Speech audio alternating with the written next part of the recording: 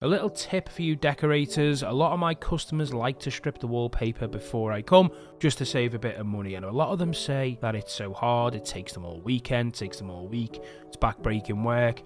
And to be honest, stripping wallpaper should be one of the easiest jobs, and I'm going to show you how you can do it quick and efficiently. Now, a lot of people will result into using a steamer. Now, 9 times out of 10, you're not going to need a steamer, and I'm going to show you why. Firstly, a steamer is used for when you've obviously got wallpaper like wood chip, where you can scrape the front off and then use the steamer to take it all off accordingly. But majority of the cases, especially with modern day wallpapers, a lot of them have got a vinyl front, a waterproof front that you can just pick off and take it down to the backing paper.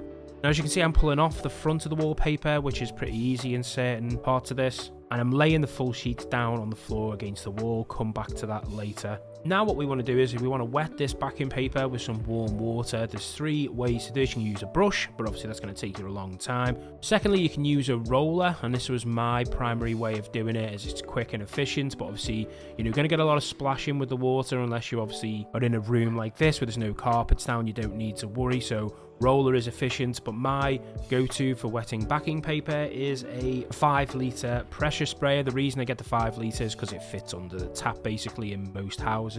But nevertheless, you're not going to get any spillage, you're not going to get any dripping over any carpets whatsoever, and it's so easy to just stand there, as you can see, soaking the wallpaper through. And now once all the backing paper is wet, depending on the size of the room, you could literally start taking it off straight away, but in my case I'm going to leave it 5 to 10 minutes to soak in. And the next step is pretty important. While it's soaking in, it's important to stay hydrated, so I think it's about time we go and make a cup of tea.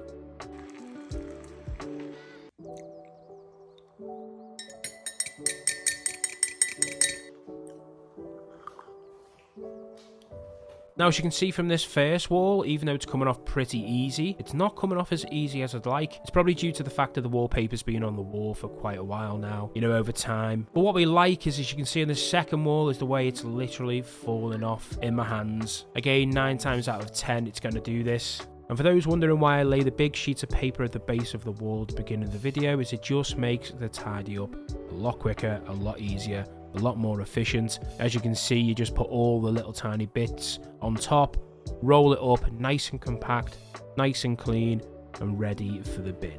And overall, if you think about it, pulling the front off, 10-minute job, soaking it, 10-minute job, and then pulling off the backing paper like this, probably another 10-minute job. That's for me, but it definitely shouldn't be taking you days. It definitely shouldn't be back-breaking, so I hope this video has helped you out. If it did, don't forget to follow the page for more decorating tips. And yeah, that's the video.